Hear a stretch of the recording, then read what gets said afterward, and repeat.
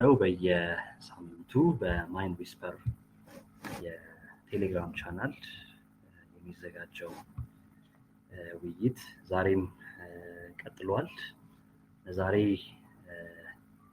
እንግዳችን እንዲሆኑ አንድ ጉምቱ የአእምሮ ጤና ሕክምና ስፔሻሊስትን ጋብዘናል። የዛሬ እንግዳችን ዶክተር ዮናስ ባህረ ጥበብ ይባላሉ። በሙያቸው የአእምሮ ሕክምና ስፔሻሊስት ናቸው። በተጨማሪም በህፃናት የአእምሮ ሕክምና ላይ ሰብ ስፔሻላይዝ አድርገዋል። በአዲስ አበባ ዩኒቨርሲቲ ተባባሪ ፕሮፌሰር ናቸው። እዛም እንግዲህ በማስተማር ላይ ይገኛሉ። የተለያዩ ጥናታዊ ጽሑፎችንም በተለያዩ ጆርናሎች ላይ አሳትመዋል። ከዚህም በተጨማሪ እንግዲህ በግሉ ዘርፍ ተሰማርተው የስጦታ ሴንተር ፎር ሜንታል ሄልዝ ኬር ኤንድ ሪሃቢሊቴሽን ወይም ደግሞ በአማርኛው ስጦታ የአእምሮ ሕክምናና የሱስ ማገገሚያ ማዕከልን መስርተው እንግዲህ ለብዙዎቹ አገልግሎት መስጠት ችለዋል ማለት ነው። እንግዲህ ይሄ ተቋም በግሉ ዘርፍ ከተሰማሩ የአእምሮ ሕክምና ክሊኒኮች ውስጥ ግንባር ቀደሙ ማለት እንችላለን። እንግዲህ ባለሳሳት የመጀመሪያው ነው ብዬ አስባለሁ። እንግዲህ ዶክተር ዮናስ እንግዳችን ሆነው ስለቀረቡ እጅግ በጣም እናመሰግናለን። ለእኔም እንግዲህ መምህሬ ናቸው፣ አስተምረውኛል። በዚህም እንግዲህ በጣም ትልቅ የሆነ ኩራት ይሰማኛል። እንግዳችን ስለሆኑ በጣም እናመሰግናለን ዶክተር ዮናስ። እኔም አክብራችሁ እንደው ለህብረተሰቡ ይጠቅማል ብላችሁ ስለጋበዛችሁኝ እጅግ አድርጌ አመሰግናለሁ። ክብር ይስጥልኝ። መልካም እንግዲህ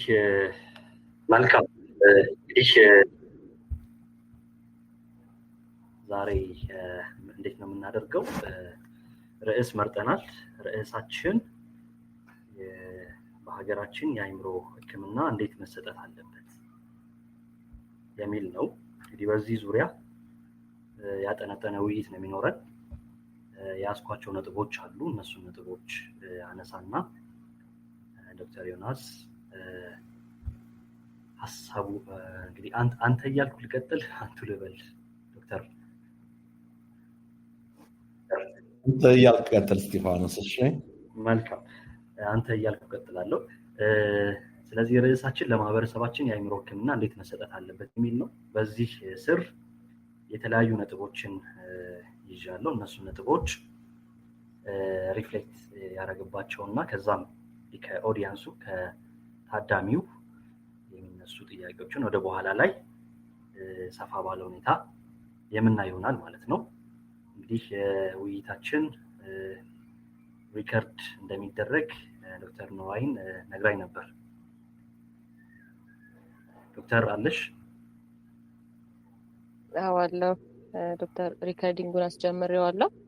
አካሄዳችንን በተመለከተ ለአድማጮቻችን ኢንፎርም ለማድረግ ጥያቄ የሚኖራችሁ ከሆነ በውስጥ በኩል ለእኔ ጻፉልኝና በእኔ በኩል መጨረሻ የጥያቄና መልስ ታይማችን ሲደርስ አቀርባለሁ ጥያቄዎቻችሁን። ስለዚህ በውስጥ በኩል ጻፉልኝ። ማይኮቹን ተርን ኦፍ አድርጌያለሁ ለመደማመጥ ምቹ እንዲሆን። ስለዚህ አመሰግናለሁ። መጀመር እንችላለን ዶክተር። መልካም፣ እሺ፣ አመሰግናለሁ ዶክተር። እንግዲህ የዛሬው አጋፋሪያችሁ እኔ ዶክተር እስጢፋኖስ ነኝ። እንግዲህ በሙያዬ የአእምሮ ሕክምና ስፔሻሊስት ነኝ። በአሁኑ ሰዓት በወራቤ ኮምፕሬሄንሲቭ ስፔሻላይዝድ ሆስፒታል እየሰራሁ እገኛለሁ። ቀጥታ ወደ ነጥቦቼ አልፋለሁ። እንደ መግቢያ እንዲሆነን እንግዲህ ዶክተር መጠየቅ እንፈልገው የአእምሮ ህመም ስንል ምን ማለታችን ነው ከሚለውን ጀምር። ዶክተር ወደ አንተ።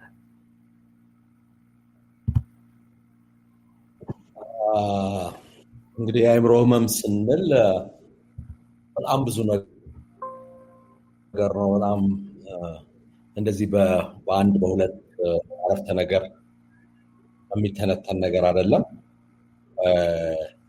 በጣም ሰፊ የሆነ የአእምሮ ጤና ሁኔታዎች አንድ ላይ ሆኖ ነው የአእምሮ ጤና ችግር የሚባለው እና እነኛ የአእምሮ ጤና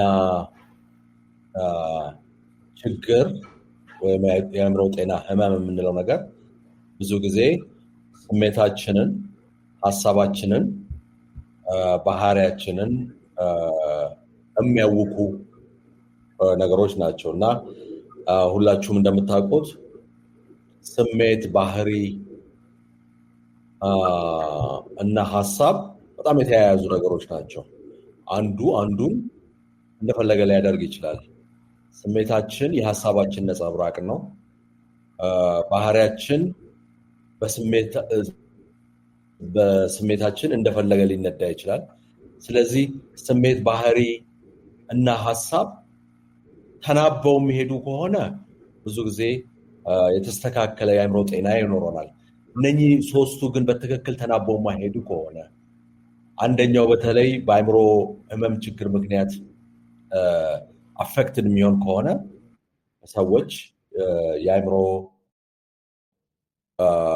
ህመም ይኖራቸዋል። ግን የአእምሮ ህመም ስንል እንግዲህ የግድ እንደው ስሜታችን ታውቋል ስንል ትንሽ በደበረን ሁሉ ጊዜ ሁሉ የአእምሮ ህመም ማለት አይደለም። ትንሽ ፍርሃት በተሰማን ቁጥር የአእምሮ ህመም አለን ማለት ላይሆን ይችላል። ምንድነው በዚህ በደረሰብን ጫና፣ ስሜታችን ላይ በደረሰው ጫና ወይ ሀሳባችን ላይ በደረሰው ጫና ወይ በተጨነቅነው ነገር የዕለት ተዕለት ህይወታችን እጅጉን ሊታወቅ ይገባል። ተማሪ ከሆነ መማር ማቆም መቻል አለበት። ሹፌር ከሆነ መኪና መንዳት ማቆም አለበት። አስተማሪ ከሆነ ማስተማር አለመቻል፣ በህመሙ ምክንያት አለማስተማር መቻል አለበት እና ያ ብቻ አይደለም፣ ስራችን ብቻ ሳይሆን ከሰው ጋር ያለን ግንኙነት መበላሸት አለበት። የዕለት ተዕለት ህይወታችንን ማህበራዊም ቢሆን ፕሮፌሽናልም ቢሆን በትክክል ማስኬድ አለመቻልን ይጨምራል። ስለዚህ እንግዲህ የአእምሮ ህመም ስንል እንደው እንደዚህ በ2 ደቂቃ በ3 ደቂቃ ዲፋይን ማድረግ በጣም አስቸጋሪ ነገር ነው። ግን ኮንሰፕቹዋል የሆነ ፍሬምወርኩ ምንድን ነው? የሶስቱ ነገር የሀሳብ፣ የስሜት እና የባህሪ በትክክል ሳይናበብ እንዲሄድ የሚያደርግ ህመም የአእምሮ ህመም ተብሎ ይገለጻል። አንዳንድ ምሳሌዎችን ለማንሳት ለምሳሌ አንዛይቲ ዲስኦርደር፣ ጭንቀት የምንለው ነገር ከምድር ተነስቶ መፍራት፣ መርበትበት፣ ማላብ፣ ፓኒክ ዲስኦርደር እንደምንለው ማለት ነው። ሙድ ዲስኦርደር ሊሆን ይችላል፣ እንደ ድብርት፣ ድባቴ የምንለው ነገር፣ ተስፋ መቁረጥ፣ ማዘን፣ ሁሉ ነገር ማስጠላት። ስለዚህ እነኛ አሁን የጠቀስኳቸው የአእምሮ ህመም ራሳቸውን የቻሉ ኤንቲቲዎች ወይም ራሳቸውን ያልቻሉ የአእምሮ ህመሞች ናቸው እና የአእምሮ ህመምን እንደው እንዲህ አድርጌ ዲፋይን አድርጌ ያለው ዶክተር እስጢፋኖስ። እሺ፣ በጣም እናመሰግናለን። ጥሩ አድርገን ያስረዳን ዶክተር። ምናልባት እንግዲህ እንደ ማህበረሰብ ማለት እንግዲህ እንደ ኢትዮጵያውያን የአእምሮ ህመምን የምንረዳበትን መንገድ እንዴት ትረዳዋለህ? እንግዲህ ካለ ክሊኒካል ኤክስፒሪየንስ እንግዲህ ከታካሚዎችም ጋር ባለ ግንኙነት ወቅት ሰዎች ኢትዮጵያውያን የአእምሮ ህመምን እንዴት ነው የሚረዱት? እንደው ቴክስት ቡክ ላይ እንዳለው ነው የሚረዱት ወይስ የተለየ አይነት አረዳዳለን ብለህ ታስባለህ?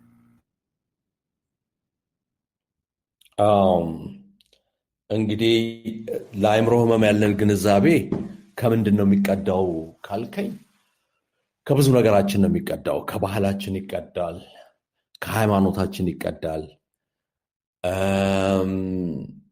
ይሄ ከትውፊታችን ይቀዳል፣ የዕለት ተዕለት ካለን ግንኙነት ይቀዳል። ያ ብቻ አይደለም፣ ከትምህርታችን ይቀዳል። ምን ያህል ተምረናል፣ ምን ተብሎ ነው የተነገረን ትምህርት ቤት የሚለው ነገር፣ የትኛው ትምህርት ቤት ነው የተማርነው?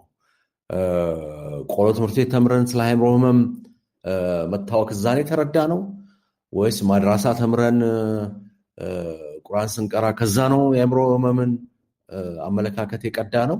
ስለዚህ ከነኚህ ሁሉ የሚቀዳ ነገር ነው የአእምሮ ህመማችን እና አብዛኛው የኢትዮጵያ ህዝብ እነኚህን እየደባለቀ ነው የአእምሮ ህመምን የሚረዳው። እነኚህንና ምናልባት ደግሞ በሬዲዮ በጋዜጣ ያነበበውን ሆስፒታሎች የሚሉትን እኛ ሐኪሞች አሁን የምናወራውን ትንሽ ሊቀላቅለው ይችላል። ግን እነኚህን ቀላቅሎ ነው የአእምሮ ህመሙን የሚረዳው። እና ያው ሁላችሁም እንደምታውቁት አብዛኛው የኢትዮጵያ ህዝብ በሃይማኖት ውስጥ ነው ያለው። ወይም እስልምና ሃይማኖት ተከታይ ነው፣ ወይም ኦርቶዶክስ ክርስቲያን ነው፣ ወይም ሌላ የክርስትና ዲኖሚኔሽን ተከታይ ነው አብዛኛው ሰው። እና አንድ ችግር ሲያጋጥመው በሃይማኖቱ ነው ለመረዳት የሚሞክረው። በሃይማኖቱ ይረዳል። በሃይማኖቱ ሲረዳው በሰይጣን ሊረዳው ይችላል። ሰይጣን እንደዚህ ስላደረገው ነው፣ ሰይጣን እንደዚህ ሆኖ ነው፣ ወይ ከሌ መድኃኒት አድርጎበት ነው፣ ከሌ መርዝ አድርጎበት ነው፣ ወይም ደግሞ ቡዳ በልቷት ነው፣ ወይ ቡዳ በልቶት ነው። እንደዛ እያለ ሃይማኖቱን፣ ባህሉን ከአያት ከቅድሚያት ሲመጣ የተነገረውን ነገር እየመነዘረ የሚያይበት የአእምሮ ህመምን በዛ መነጽር ነው የሚያየው። እና ማጆሪቲ የኢትዮጵያ ህዝብ ብዙ ጊዜ የአእምሮ ህመምን በራሱ መንገድ ነው የሚረዳው። በራሱ መንገድ ተረድቶ መረዳት ብቻ ሳይሆን መፍትሄውም በተረዳው መንገድ ነው መፍትሄውንም የሚፈልገው። ግን ይሄ ትክክል ነው ወይ ትክክል አይደለም ወይ ሳይንሳዊ መሆን ነበረበት ምናምን ካለን አይ ትክክል አይደለም። ሰው በገባው ልክ አይደለም የሚረዳው። ባለው ነገር በገባው ልክ ነው የሚረዳው። በገባው ልክም የተረዳው ነገር ለሱ ትክክል ነው። ምናልባት ሳይንስ ስላልሆነ ትክክል አይደለም ማለት አንችልም። ግን ያው ይሄንን በዚህ መንገድ ነው በሚገባው መልክ ነው የሚረዳው። ስለዚህ ቅድም እንዳልኩት ሃይማኖትና ባህል በጣም ዶሚናንት ስለሆነ በእኛ ህብረተሰብ እዛ ላይ ትኩረት ተደርጎ በዛ ነው ሰዎች የአእምሮ ህመምን የሚረዱት። መፍትሄውንም ከዛ ተነስተው ነው መፍትሄ የሚፈልጉት። አመሰግናለሁ። እሺ ዶክተር እንግዲህ በጣም እናመሰግናለን። እንግዲህ ጥሩ የሆነ ግንዛቤ እያገኘን እንደሆነ ተስፋ አደርጋለሁ። እንግዲህ የዛሬ ርዕሳችንን ለማስታወስ ለማህበረሰባችን የአእምሮ ህክምና እንዴት መሰጠት አለበት የሚል ጉዳይ ላይ ከዶክተር ዮናስ ባህረ ጥበብ ጋር ጥሩ ቆይታ እያደረግን ነው። እንግዲህ ስለ ህክምናው ከማንሳታችን በፊት በተወሰነ መልኩ መንስኤው ምን ሊሆን ይችላል የሚለውን ብዙም ታዳሚ ስላለን ከአእምሮ ህክምና ውጭ ያሉ ሰዎችን እየተከታተሉ ስለሆነ የተወሰነ ግንዛቤ መስጠት ይኖርብናል እና ቀጣዩ ጥያቄ እንደው ስለ አእምሮ ህመም መንስኤ ሳይንሱ ምን ይላል የሚለውን እናንሳ። እንግዲህ የአእምሮ ህመም መንስኤ በጣም ብዙ ነገሮች አንድ ላይ ተሰብስበው ነው የአእምሮ ህመምን የሚያመጡት ሁሌም እንላለን። ለምሳሌ ወደ አካላዊ ህመም ሄድን እንደሆነ ማሌሪያ ስንል ማሌሪያ ሞስኪቶ አለች፣ ፕላስሞዲየም ፋልሲፓረም የሚባል እንትን አለ። ከዛ በኋላ በዛ መሰረት ነው እንላለን። በጣም በቀላሉ ነው የምናገናኘው። በሌሎች ህመሞች የቲቪ ባክቴሪያ አሁን ቱበርክሎሲስ ሳምባ ነቀርሳ የቲቪ ባክቴሪያ አለ፣ በቀላሉ ነው። እና የአእምሮ ህመም ግን እንደዚህ አይደለም። የአእምሮ ህመም አንደኛ እንደዚህ አንድ መንስኤ ከአንድ ነገር ጋር የተገናኘ ነገር አይደለም። ስለዚህ ምን ይላሉ? የአእምሮ ህመም መንስኤው አካላዊ፣ ስነልቦናዊ፣ ማህበራዊ ናቸው ተብሎ ነው የሚታመነው። እነኚህ እዚህ ውስጥ የሚመደቡ ምክንያቶች አሉ። እነኚህ ምክንያቶች አንድ ላይ ሲመጡ ሰውየውን ወይም ልጁን የአእምሮ ህመም እንዲጀምረው ያደርጋል። አካላዊ ምክንያቶች ተብለው ከሚጠቀሱ ውስጥ አንዳንዶቹን ለመጥቀስ የአእምሮ ህመም የዘር ግንድን ተከትሎ ይሄዳል። በጅን ይወረሳል እና ከቤተሰቦቻችን፣ ከአያቶቻችን፣ ከቅድመ አያቶቻችን፣ ከዘመዶቻችን የአእምሮ ህመምን ልንወርስ እንችላለን። ያ አካላዊ የህመም ምልክት ነው ተብሎ ይታሰባል። በወሊድ ጊዜ ልጁ ላይ የሚደርሰው የተለያየ አደጋዎች፣ በጭንቅላቱ ላይ የሚደርሱ አደጋዎች ልጁን ለአእምሮ ህመም ሊያጋልጡት ይችላሉ። ይሄም እንደ አካላዊ የህመም ምልክት ተደርጎ ሊጠቀስ ሊወሰድ ይችላል። አንጎል ላይ የሚደርሱ የተለያየ ኢንፌክሽኖች ለምሳሌ ሜኒንጃይተስ ሊሆን ይችላል፣ ኤንኬፋላይተስ ሊሆን ይችላል። የተለያዩ አንጎል የኢንፌክሽን ህመሞች ልጁ ከኢንፌክሽኑ ቢድንም ከዳነ በኋላ ለአእምሮ ህመም ሊያጋልጡት ይችላሉ። እንግዲህ ይሄ አካላዊ ብዬ የጠቀስኩት ነው። ከአካላዊ እንግዲህ ብዙ ጊዜ አሁን ደግሞ የምናየው ድራግ ማጨስ፣ ማሪዋና ሊሆን ይችላል፣ መጠጥ መጠጣት ሊሆን ይችላል። የተለያዩ ሱስ አምጪ የሚሆኑትን እጾችን ወስዶ ለአእምሮ ህመም ሊጋለጥ ይችላል። ስለዚህ ይሄ አካላዊ ምክንያት ነው።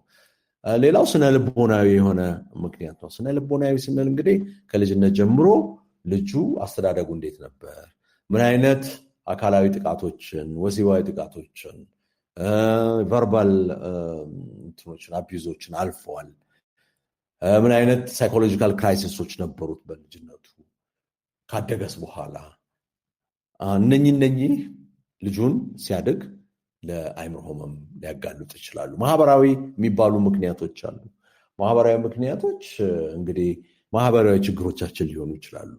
ጦርነት፣ መፈናቀል፣ ጎርፍ፣ የተለያየ ነገሮች፣ ድህነት ሰዎችን ለአእምሮ ህመም ሊያጋልጡ ይችላሉ። ግን እንግዲህ ቅድም እንዳልኩት አንድ ምክንያት አይደለም ያለው ለአእምሮ ህመም። በጣም ይገርመው ነገር እና የምክንያቶቹ አንድ ላይ ሆነው ነው የአእምሮ ህመምን የሚያመጡት። ለምሳሌ ሃይ ስኩል ውስጥ 10 ልጆች እኩል ማሪዋና ማጨስ ይጀምራሉ። እኩል ማሪዋና ማጨስ ጀምረው 8ቱ በሰላም ኮሌጅ ገብተው ግራጁዌት አድርገው ማሪዋናውን አቁመው ህይወታቸውን ይቀጥላሉ። 2ቱ ግን ምናልባት አንዱ ስኪዞፍሬኒያ በሚባል ህመም፣ አንደኛው ባይፖላር በሚባል ህመም ታመው ኮሌጅን መግባት አቅቷቸው ህመምተኛ ሆነው መድኃኒት የሚከታተሉ ልጆች ሊሆኑ ይችላሉ። ለምን ሆነ ከተባለ ይሄ ምናልባት ለማሪዋና ብቻ መጋለጣቸው በቂ ላይሆን ይችላል። ምናልባት እነኛ 2ቱ ልጆች ጀነቲካሊ በዘር የአእምሮ ህመምን ጂናቸው ወርሶ ሊሆን ይችላል። ምናልባት እነኚህ ልጆች በልጅነታቸው የተለያየ አቢዩዞች ደርሰውባቸው ሊሆን ይችላሉ። ስለዚህ የአእምሮ ህመም ኮምቢኔሽን ኦፍ የተለያዩ ፋክተሮች ነው። አካላዊ ምክንያቶች ፕላስ ስነልቦናዊ ምክንያቶች ፕላስ ማህበራዊ ምክንያቶች ሲገጣጠሙ የዛን ጊዜ የአእምሮ ህመም ይመጣል። ለዚህ ነው አንድ ምክንያት ስለሌለው ይሄ ነው ብለን መናገር የሚያቅተን፣ ግን ምክንያቶች አንድ ላይ ሲሆኑ ግን የአእምሮ ህመም ያመጣሉ። እሺ ክቡራን የቴሌግራም ቻናል ተከታዮቻችን ጥሩ የሆነ ግንዛቤን እያገኛችሁ እንደሆነ በመተማመን እንግዲህ ጥያቄዎች ካላችሁ፣ ማንሳት የምትፈልጉት ነገር ካለ በውስጥ መስመር ኢንቦክስ ማድረግ ትችላላችሁ ለዶክተር ኑራይን። ከዛም ወደ መጨረሻ ላይ ጥያቄዎቻችንን ሰብሰብ አድርገን ዶክተር ዮናስ የምናቀርብ ይሆናል ማለት ነው። ጥያቄዎችን እንቀጥላለን። ዶክተር እንግዲህ ስለ አእምሮ ህመም ምንነት አነሳን፣ በሀገራችን ስላለው አረዳድ ቃኘን። በመቀጠልም የአእምሮ ህመም መንስኤዎች ምን ሊሆኑ ይችላሉ የሚለውን ተመልክተናል። በመቀጠል ማነሳው ጥያቄ የአእምሮ ህመም እንዴት ይታከማል የሚለውን ነው።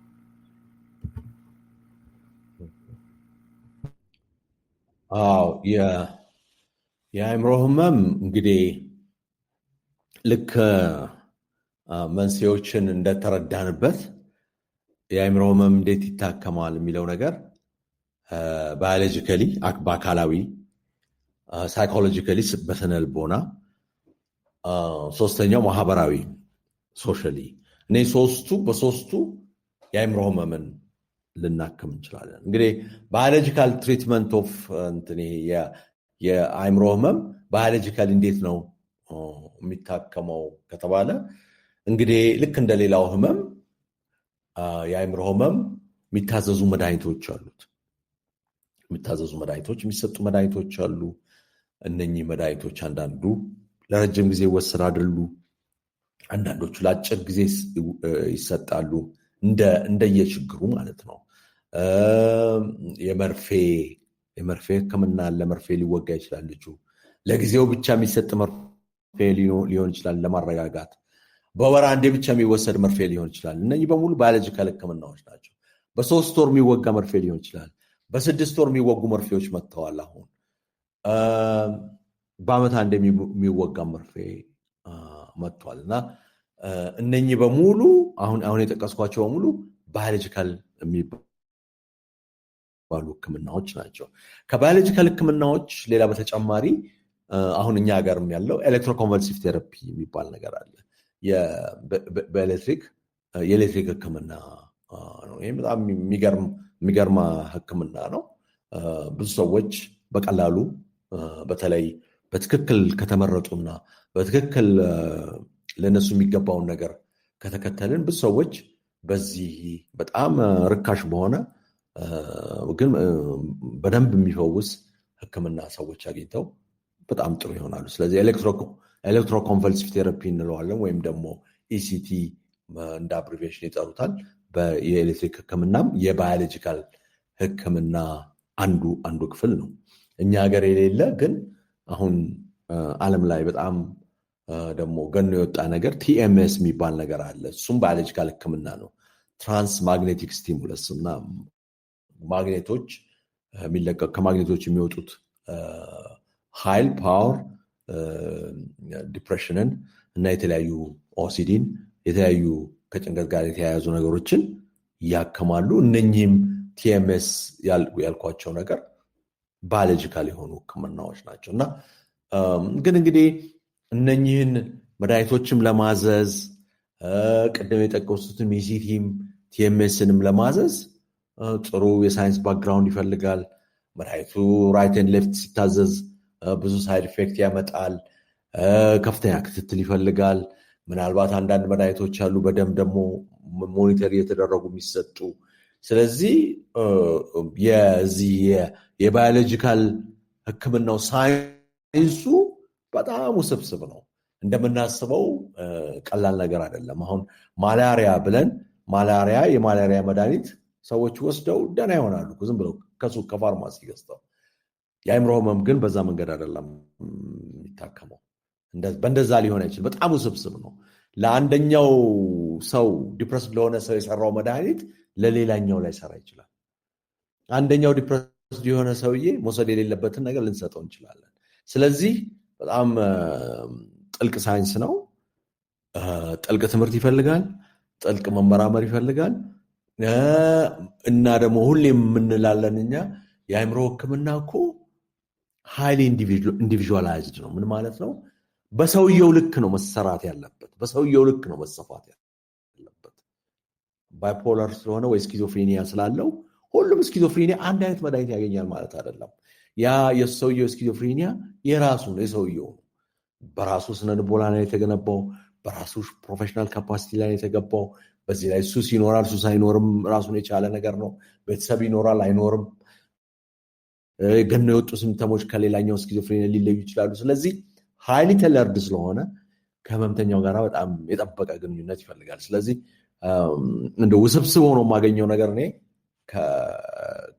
ከአእምሮ ሕክምና ይሄ ባዮሎጂካል የሚባለው ሕክምና በትክክል ይሰራ ከተባለ በጣም ብዙና ጠለቅ ያለ እውቀት የሚፈልግ ግን በጣም ውጤቱ ደግሞ በጣም ጥሩ የሚራክል ያህል ነው። ሁለተኛው ሳይኮሎጂካል ትሪትመንት የምንላቸው ነው።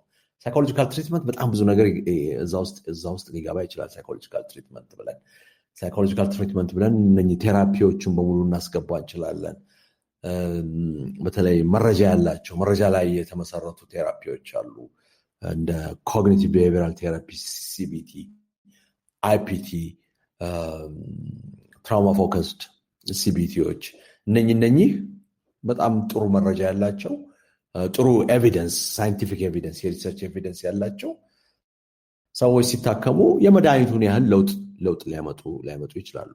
አጌን አሁንም ሳይኮቴራፒ ስንል ቁጭ ብሎ ከሰውየው ጋር ማውራት አይደለም። በጣም ሃይሊ ሲስተማቲክ ነው። ሜቶዶሎጂካሊ በጣም ፎሎ ማድረግ ያለብን ነገር አለ። እልህ አስጨራሽ ነው። ኢነርጂ በጣም በጣም በጣም የሚወስድ ነገር ነው። ህመምተኛው ለሳይኮቴራፒ ደግሞ በትክክል አብሮ ለመስራት ብቁ መሆን አለበት።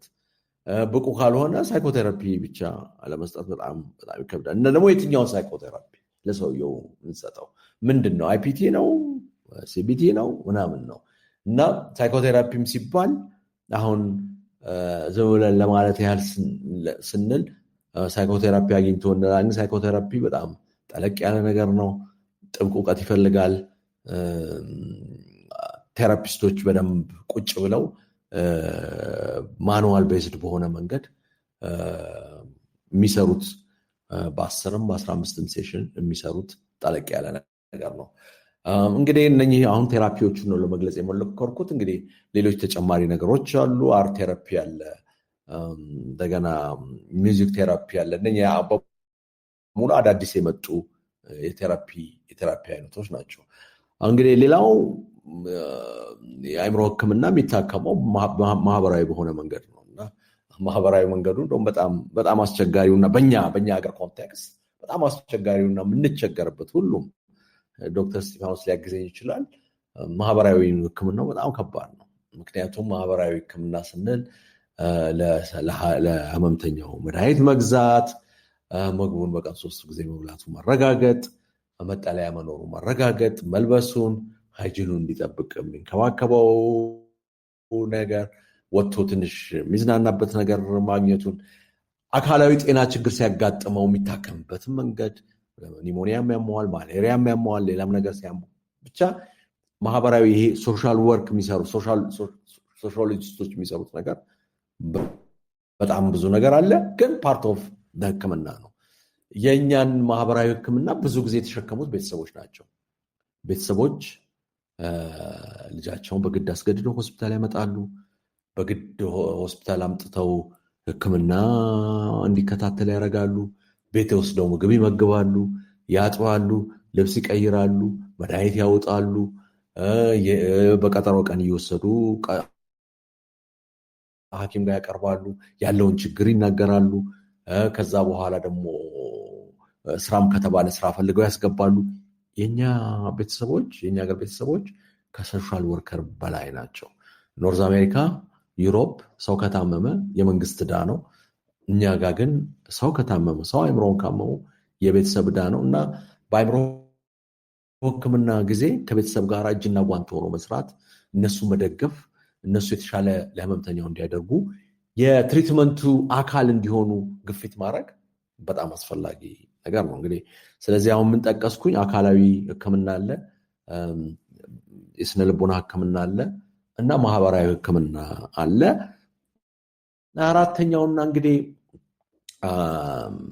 ኖርዝ አሜሪካኖችን ባይቀበሉት፣ አውሮፓኖችን ባይቀበሉት እኛ ብዙ ጊዜ አድቮኬት የምናደርገው መንፈሳዊ ሕክምና ነው። ሰው የአእምሮ ህመም ሲኖረው እንደ ሃይማኖቱ ለሚቀርበው ሃይማኖት ሄዶ ለፈጣሪ ጠጋ ብሎ ከሃይማኖቱ ጋር የጠበቀ ግንኙነት ቢኖረው በእኛ እምነት ከህክምናው ጋር እኛ ከምንሰጠው ህክምና ጋር በተጨማሪ በተጓዳኝ ሊረዳው ይችላል፣ ጥሩ ሊሆን ይችላል።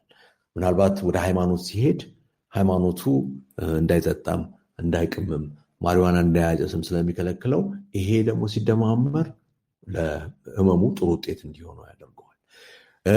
ወደ ሃይማኖቱ ጠጋ ሲል ሃይማኖቱ ደግሞ ምን ሊለው ይችላል?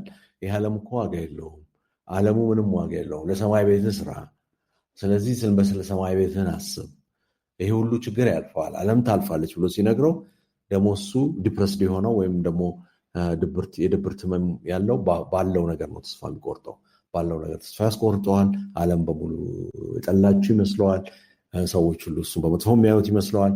ግን ስለ ሰማይ ቤቱ አስብ ካሉት ይሄንንም ዓለም ተወት ስለሚያደርገው ከዲፕሬሽኑም ሊወጥ ይችላል። ስለዚህ ስፒሪቹዋል ህክምና በተለይ በአፍሪካ እንደ ባዮሎጂካል እንደ ሳይኮሎጂካል ሶሻሉ አብሮ መግባት ያለበት ነገር ነው ብዬ አምናለሁ። ህመምተኞቻችንንም ከመድኃኒታቸው ጋራ ከምንሰጣቸው ቴራፒ ጋር ጎን ለጎን አብረው የሃይማኖት መሪዎች የሃይማኖት አባቶቻቸው የሚያዟቸው ነው ጎን ለጎን ቢያደርጉ በጣም ጥሩ ነው ብዬ አስባለሁ። ይሄን ያለኝ እስጢፋኖስ። እሺ ዶክተር በጣም ጥሩ አድርገህ ነው ያብራራልን ኤክስፕሌን ያደረክልን። በጣም ይቅርታ ብዙ መረጃዎችን ብዙ እውቀቶችን እያገኘን እንደሆነ በመተማመን እንግዲህ አሁንም ለማስታወስ ያክል ከቤቱ ጥያቄዎች ካሉ በውስጥ መስመር ለዶክተር ኑራዬን ኢንቦክስ ማድረግ ትችላላችሁ። በኋላ ላይ ሰብሰብ አድርገን ለማቅረብ እንዲመቸን ማለት ነው። ያው ለብዙዎቹ መማሪያም እንዲሆን ያው የዛሬ ውይይታችን የተቀረጸ ነው። ለዛም ነው ኢንቦክስ እንድታደርጉልን የፈለግነው። እንቀጥላለን።